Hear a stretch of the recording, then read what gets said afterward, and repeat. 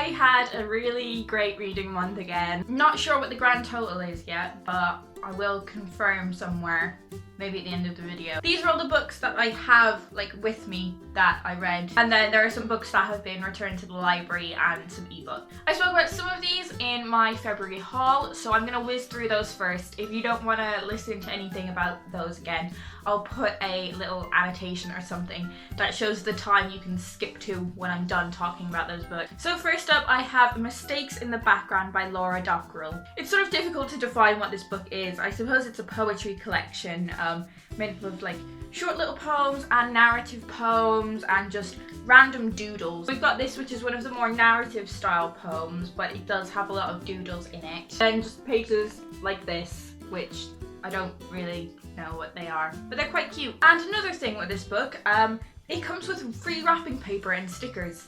Next, I read Henry Miller's literary manifesto, The World of Sex. This is like an 80-page essay on why sex is so prominent in Henry Miller's writing.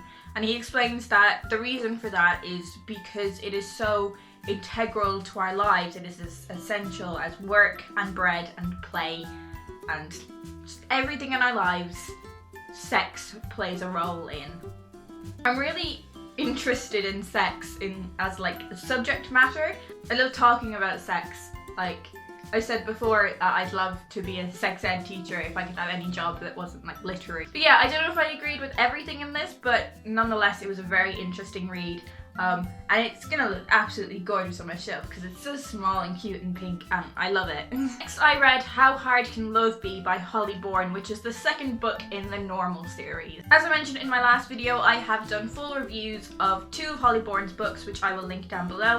And this was the third of her books that I read, and I really loved it. I really enjoyed it. I thought it was really good. This book follows the story of Amber, who is one of the 3 members of the Spinster Club that we are introduced to in the first novel. And Amber goes to America to spend the summer with her mother, who she hasn't seen in a few years and has a very difficult relationship with. She also has to work at a summer camp while she's there to sort of earn her keep, I suppose. And she starts to make friends with some of the American teenagers there, and particularly she starts to form a bond with a guy named Kyle. I think he was called Kyle. This book has started to give me what I wanted from the Normal series. It is very much like a feminist series. Found in the first book and my Normal, I found it quite basic, and Holly Bourne has built on that in this novel. Presumably will do it in the third one. I'm very excited for the third one, because it's going to follow the character that I'm probably most interested out of the 3. So the next book I'm going to talk about, I did mention in my February haul, but at that point I hadn't read it yet, and now I have. And that is Me Before You by Jojo Moyes. And I was really pleasantly surprised by this book. I really enjoyed it. This book follows the story of 2 characters who probably wouldn't have met in regular circumstances. So we have Louisa Clark, who is fairly average working class girl, doesn't have many qualifications or doesn't think she has high career prospects, and she loses her steady job at a cafe. Because of that, she needs to start looking for other work, and she becomes a carer of some capacity for a man named Will. Will is a quadriplegic, I think that's how it's pronounced. I'm sorry if that was wrong. His mobility is really restricted, and he's confined to a wheelchair, and he needs a lot of help to get through his day-to-day life. I'm not gonna spoil anything in the novel. If you're skeptical about this novel, just read it. I'm not saying it was the most amazing thing I've ever read, but it was good. It was good. I definitely enjoyed it, and it definitely made me think, and I definitely had a little cry. I think I was very worried about it going into it, that it would be problematic. It's been handled really well. I just hope the film doesn't mess it up, because the preconceptions I had about it came from the film trailer. It could be very easy for them to make it look problematic when I don't think it was. If you haven't seen the film trailer yet and you do want to read the book, don't watch the film trailer. For that reason, and kind of wish I wasn't imagining Emilia Clarke and Sam Claflin.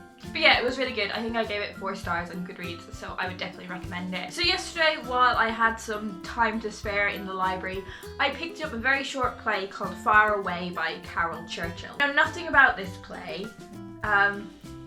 I'm still not sure if I know that much about it after reading it. This play begins with a young girl questioning her mother after seeing her uncle beating people with an iron bar.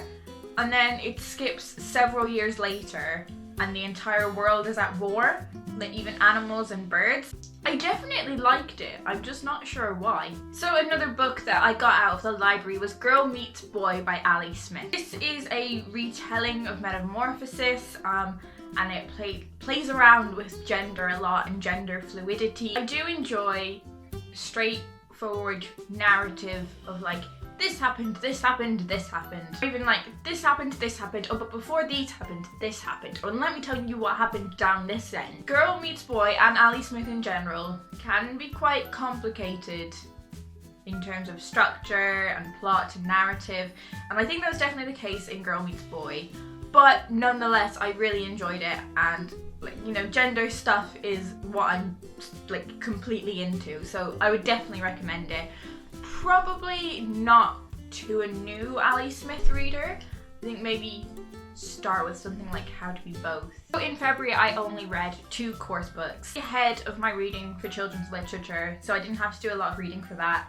Another one of my modules only has 4 books on the reading list, and for another one we've been doing poetry for the past few weeks, so I haven't read any collections in their entirety, just little snippets. But for children's I read The Chronicles of Narnia, The Lion, the Witch and the Wardrobe. I didn't enjoy rereading this. I'm very familiar with the plot. I've read it before, I've seen the film multiple times, and I don't know, I was just bored because I knew what was gonna happen. Next I read Robinson Crusoe by Daniel Defoe. I did need the aid of an audiobook for this. I've spoken about audiobooks on double speed before. That's what got me through this. It tells the story of Robinson Crusoe, who ends up shipwrecked on an island and is in isolation. It takes him a few years to build a wall, and then he's there for many more years. And then a man called Friday comes along, and Robinson Crusoe's really imperialist, and then he leaves the island. The end. I don't know, it's just, sometimes reading things for a course can really ruin things for you. I am going to do an essay on this, so can't have been all that bad. So I read Only Ever Yours by Louise O'Neill. This book is great. I love this book. It is like Mean Girls meets The Handmaid's Tale. It is great. It is wonderful.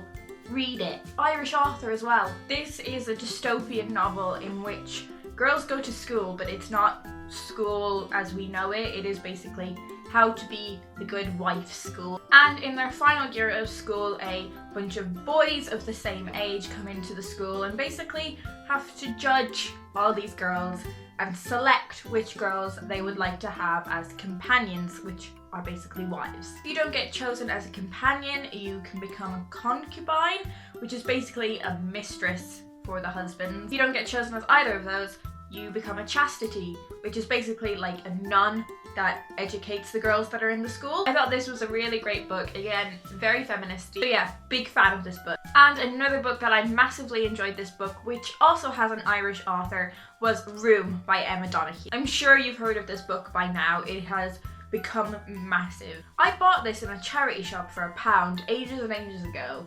And I remember like I wasn't sure why I bought it and it just sat on my shelf for ages. And then it got massive publicity because the film adaptation was nominated for a bunch of Oscars. I don't know if it won anything. I hope it did. I was like, oh, I better read this seeing as it's on my shelf. And it's amazing. It is a wonderful, amazing, thought-provoking, brilliant book.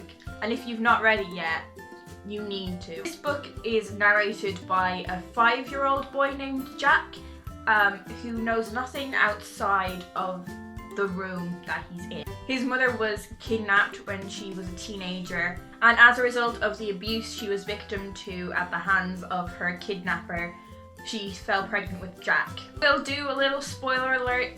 They do get out of the room, and that's when things really do start to become interesting. It's when you see like the psychology and how the experiences they've had in room have affected their mindset and their mental health and their understanding of the world. It's a brilliant book.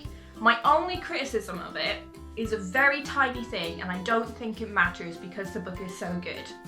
But because Jack is 5 years old, Emma Donoghue has messed with his syntax, so he's like a realistic 5-year-old narrator. But his spelling is perfect, and I'm not sure how accurately that fits with the narration. Why would you mess with the syntax if you're giving him immaculate spelling? It's just a tiny criticism, and it doesn't detract from the enjoyment of the book at all. I just noticed these narration things. Next up is The Snow Child by, I think it's Owen Ivy? I don't know. I'm sorry that I can't pronounce anything. Again, this was something that was sat on my shelf for a while, but I only picked it up after one of my lecturers recommended it to me. This is set in Alaska in the 1920s and follows the story of a older couple named Jack and Mabel. Jack and Mabel have never been able to have a child, and one day they build a snow girl, like a snowman, but a snow girl, and then a little girl comes into their lives. You can either read this quite literally, or you can read it quite fantastically, in that the snow girl became the girl that enters their lives. Not sure which way I think is best to go with it. I think either or is great. This is quite a large book, and towards the end I did find myself sort of slugging through it, but it was definitely worth reading, and I would definitely recommend it to you, especially if you're interested in parent-child relationships. This month I managed to read a non-fiction book, which was More Fool Me by Stephen Fry. I think this is the third of Stephen Fry's memoirs. I've not read the first two. I really enjoyed this. I did listen to parts of it on audiobook as well, just when I was doing stuff around the house. And it was really great to hear it narrated by Stephen Fry. It really added to it. It is very middle class, and I think that's something that Stephen Fry is aware of. He's very aware that this all sounds very fancy and very privileged to the average reader. I find myself getting a bit like, yeah, I get it. You hung out with famous people and you snorted some coke. I get it, Stephen. I suppose if it's an accurate representation of his life, then that has to be in there. The way he writes is wonderful. It's absolutely brilliant, and anything I've read of Stephen Fry is absolutely like fantastically crafted. It's another book that I picked up ages ago for £1 in a charity shop, so it was a brilliant find. And over the course of the time period he covers in this book, he is writing his novel The Hippopotamus, so I think it would be really cool if I can get my hands on a copy of that and you can read it fairly soonish. I also have the benefit of reading this with knowing what happens after the memoir, because I think this only goes up to 1993. He needs to write another one. But there's a part which was really interesting where he's talking about Hugh Laurie and how he thinks Hugh Laurie is so much more talented than him, and he's just gonna need one brilliant role to become a global star. And he's talking about a time period before House was around, so you read the book with the benefit of knowing what happens afterwards. At the start of the month I read a book called The Big Lie by Julie Mayhew. I have done a full review of this already, so I will put a link to that in the description. But basically this is an alternate history story, but it's also a young adult novel. I'm not going to say too much about it, there's a full review. So the grand total of books read this month is 13. Very proud of myself and very tempted to increase the number of books that I'm using for my Goodreads challenge. I'm tempted to buck it up to 75 for now. I am gonna slow down. I've got a lot of assignments due this month, exams are coming up, then I'll be going into third year. So yeah.